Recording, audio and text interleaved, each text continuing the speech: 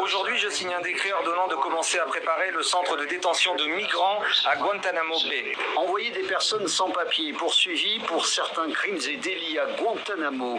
La décision est contenue dans une loi anti-immigration. Mugenzi ndakuramukije kandi nongera ndaguha ikaze gukurikirana ikiganiro mu gihugu c'ivyiza cuno musi. Icigwa cacu co mu kiganiro cacu cuno musi tugiye kuraba ibintu bitandatu muri vyinshi Donald Trump yateyeko umukono. Dusenge uhoraho mwamushobora byose, utegeka bikaba, wavuga bigakomera, izina ryawe nirihabwa icubahiro. Mwami, tugiye kwiga amajambo yawe, turakwinginze ngo udutahuze, kandi mwami bino bintu tugiye kuraba uduhe kubitahura no kubibona mw'ishusho ya gihanuzi, mw'izina ry'umwami wacu Yesu Kristo.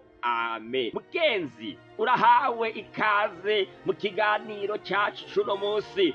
Nkuko nari mpejeje kubivuga, tugiye kurabira hamwe icigwa kivuga ngo ibintu bitandatu Donald Trump, perezida wa Leta Zunze Ubumwe za Amerika, yateyeko umukono ku munsi yatangura amabanga yiwe. Ikintu ca mbere, gusohoka mu masezerano mpuzamakungu. Mu masezerano atandukanye yasohotsemwo, nishimiye mwa kino cigwa yuko turaba isezerano ry'i Paris. Hari amasezerano yasinyiwe i Paris ahamagarira ibihugu byose kwitaho ivyerekeye ihindagurika ry'ikirere. Ndabibutse yuko Papa Francis mu gitabo ciwe yanditse citwa Laudato Si yagiye yifashisha ku vyerekeye ihindagurika ry'ikirere kugira ngo ashobore gushika ku migambi yiwe yo kumvisha abantu kuruhuka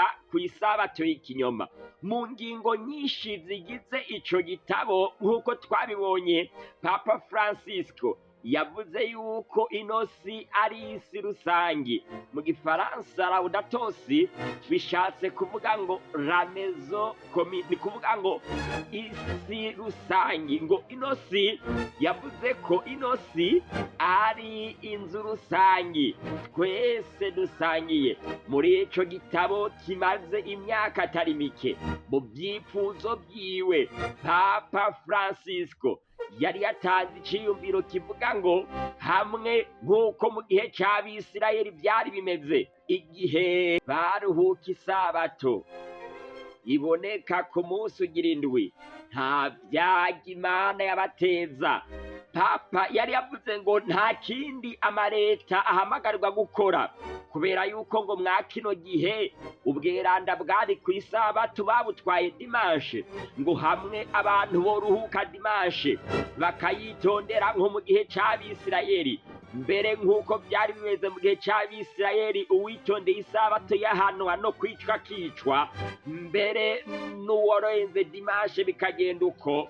Papa yavuze ko ico gihe niwo muti nyawo wo gutorera ingorane y'ivyihindagurika ry'ikirere. None rero hari haheze amanama menshi cane akogwa barondera umuti ku vyerekeye ihindagurika ry'ikirere, kandi na Leta Zunze Ubumwe za Amerika zari ziri muri uwo mugambi. Ico batari bwashikeko ni kumva yuko iciyumviro c'umwungere mukuru w'i Roma co kumvigwa, bari baciyumvira ubundi buhinga. None rero Donald Trump yahisemwo kuva muri ayo masezerano y'i Paris. Ikindi kintu Donald Trump yateyeko umukono ni kwirukana impunzi hamwe n'ivyerekeye igihome gikingira Leta Zunze Ubumwe za Amerika hamwe na Mexique. ntabwo turi buvuge ko byinshi kwa kino kintu mu cigwa cacu, ariko gusa turi bubabwire ico Papa Francisco yavuze kwa kino ciyumviro co kwirukana abantu bose batari abanyamerika. Papa yavuze ngo kwirukana abanyamahanga ni kosa rikomeye cane Donald Trump akoze. Mwibuke yuko igihe kuri manda ya mbere ya Trump, igihe yariko arubaka kirya gisika kigabura Leta Zunze Ubumwe za Amerika na Mexique, ico gihe Papa yaravyiyamirije cane kugeza naho Papa ahamagara Donald Trump kugira ngo aze babonane baganire kuri ico kintu. Ikindi kintu ca gatatu, Donald Trump, perezida aramutswa Leta Zunze Ubumwe za Amerika mwa kino gihe, yateye ko umukono nicerekeye ibitsina.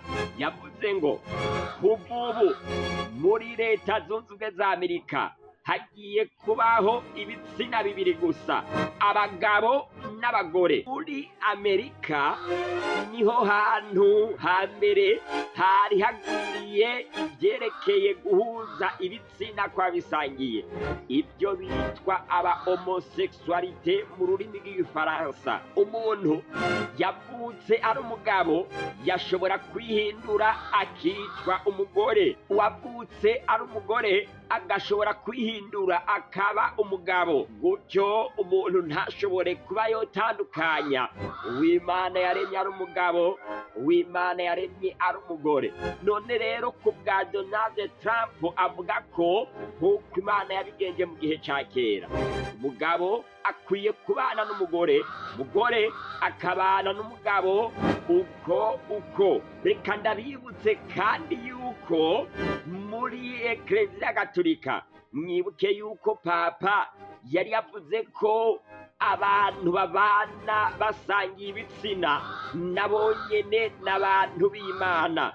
Yasabye yuko mw'idini arongoye bohabwa ibyo yise kubaha imihezagiro mitonya isanzwe bakabana. Ikintu ca kane Trump yateye ku mukono n'abasoda. Mwibuke yuko mu gihe ca coronavirus haradutse ibintu by'incaco, maze abantu batandukanye baranka kwicandagisha, kandi mu mashirahamwe atandukanye, mu bisata bitandukanye by'ibihugu, abantu bagiye banka kwicandagisha barabirukanye. Hariho n'abasoda muri Leta Zunze Ubumwe za Amerika bari barirukanywe bahowe mu kurwanya ivyerekeye coronavirus.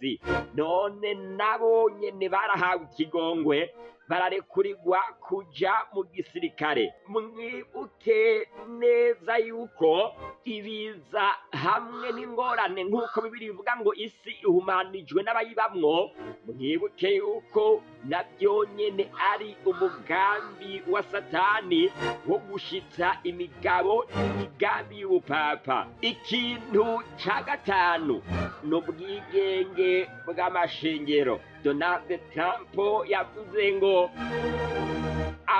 entreprise, amashirahamwe yo muri Amerika ategerezwa gutanga ubwigenge, umwidegemvyo wo kwemera, akorohereza abantu mu vyerekeye imyemerere yabo. Iki ni ikintu gikomeye cane, kubera yuko tuzi neza yuko ubupapa bwobwo butigeze bworohereza abantu, yamara bwamye burondera yuko abantu bobuyoboka, haba mu nzira nziza canke mu nzira mbi. Ubwa gatandatu, amahoro. Donald Trump yavuze ko mu buryo bwihuse cane agiye gushiraho ibiganiro na Putin, perezida w'igihugu c'Uburusiya, kugira ngo baganire ukuntu bohagarika intambara. mu gihe abantu benshi bariko bakurikirana zino ngingo Donald Trump agenda afata uko bukeye n'uko bwije, gushikana n'ubu atera afata ingingo zigenda zitungura abantu. Tuzi neza abantu benshi bize ubuhanuzi bagenda bakurikirana bino bintu, bari biteze yuko Donald Trump aza atangaza amatangazo y'ikiyoka, kubera yuko mu buhanuzi herekana yuko mu gihe leta zunze ubumwe za Amerika yatanguye ivuga nk'umwagazi w'intama, ariko ubuhanuzi bwerekana ko leta zunze ubumwe za Amerika izotangura ivuga nk'ikiyoka, nk'uko Satani yagwanije ubwoko bwera mu gihe ca kera, akagwanya ubwoko bwera aciye mw'idini rya gipagani ry'i Roma ryatangwa n'abakayisari. Muravyibuka yuko twabibonye mu Vyahishuwe igice ca 12 ukuntu Roma ya gipagani yahamye ubwoko bwera uhereye mu kubamba Yesu ukabandanyiriza ku ntumwa hamwe n'abandi, kandi Satani aciye mw'idini rya gikristo ry'i Roma rirongowe n'ubupapa yarahamye ubwoko bwera abugirira nabi. Ya mategeko yiwe akura abantu mu kwitondera amategeko y'Imana yarayagobereye abantu mu gihe kirekire cyane. Ubuhanuzi bwerekana ko ano mategeko y'ibihimbano ya Ekereziya Gatolika ngo leta zunze ubumwe za Amerika ariyo izoterura kugira ngo iyumvishe abantu. Mu gihe Donald Trump yaragiye ku butware bwiwe, abantu benshi baragiye ku maradiyo, baragenda ku marezo sosyo, kubera yuko bari biteze amategeko ameze nk'amategeko y'ikiyoka, yamara ntibari kuyabona nk'uko babyifuza. None wewe bino bintu ubibona gute? Koko mu cigwa cacu gikurikira tuzobigarukako cane, twerekane ico inyandiko zera zivuga kwa bino bintu. Mu vy'ukuri kino cigwa cacu kwari kubereka ibiriko biravugwa mwa kino gihe, yamara mu cigwa cacu gikurikira tuzoraba ico inyandiko zera nazo zivuga kwa bino bintu biriko biraba, kandi mbere urukurikirane rw'ivyigwa vyacu ruzokongera rutwereke neza na neza ico inyandiko zera turabiye ku turorero bwa kahise, kugira ngo dushobore kumenya ico Bibiliya ivuga kandi tumenye n'ibiriko biraba. Mugenzi, ukaba uri mushasha mu gukurikirana ibiganiro bica kuri mu gihugu c'Ibyiza TV, ndaguhamagarira gukora abone, following, subscribe, bivana n'urubuga canke ururimi uriko urakoresha mu kudukurikirana, kugira ngo bize bikorohere kuronka ikiganiro gikurikira mu buryo bworoshe kandi bitakugoye. Ukaba wafashijwe n'ikiganiro, ntugende udakoze like jeme. Kandi mugenzi, ufise ikibazo canke ikindi kintu wifuza gushikiriza abantu benshi, ntiwibagire kubyandika muri komanteri. Vyandike muri komanteri, ntiwibagire gukora partage kugira ngo buno butumwa bushike no ku bandi. Yesu aguhe umugisha, aguhe kwama umwizeye ibihe byose. Mwakire ijambo ry'Imana. Mugenzi, nk'uko ibihe bigenda bivyerekana, turi mu gihe c'iherezo koko. Ni vuba umwami wacu Yesu Kristo akaza, kandi ikizoba kimuzanye hazoba harimwo kurimbura icaha, kandi icaha azokirimburana n'umuntu wese yemeye kubiko bwaco. Umunyabyaha yanse kubireka niwe wenyene azoshana n'icaha ciwe, yamara abagorotsi bazohabwa igihugu gihore ari icaba ibihe bidashira. Niho mu gihugu c'ibyiza, aha abakijwe bazoba bahashikanywe no kwizera umwami wacu Yesu Kristo. Ukaba wemera kwizera Yesu, nange ndaguhamagarira gutwandikira kuri izi nimero ngiye kuvuga kugira ngo wifatanye natwe mu rugendo turimwo twerekeza mu bwami bw'Imana. Akamenyetso ko guteranya 257 61 208 669. Akamenyetso ko guteranya 257